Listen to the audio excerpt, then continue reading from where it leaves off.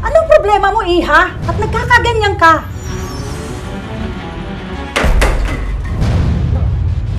Starting today, consider yourself expelled. You are done. Good riddance, Parasite. Finally out of this school and our lives.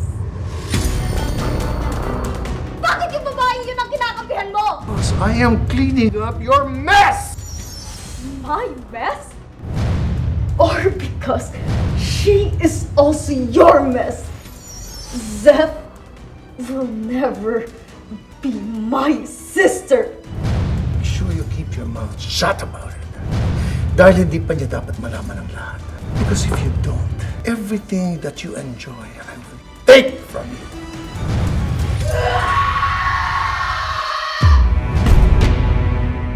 Vivi, please. Sabihin mo na yung totoo. Bibi, let's go. Walang biya ka? Tawag mo na! Ganun ba talaga ang laki kasalanan namin sa'yo? Tawag mo na! Kung ayaw mo na sa amin, hindi na namin ipipilit pa.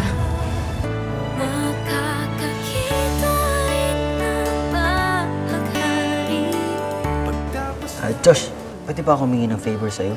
What is it? Jeff, Pwede bang tigilan mo na yung mga transfers?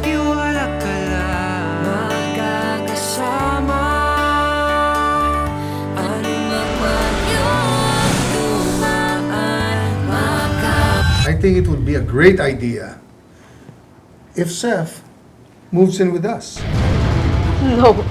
At kailan ka pa naging ulirang ama? Siyempre, kailangan maging mabait ako. I have to earn her trust. That way, mas madali ko siya makokontrol.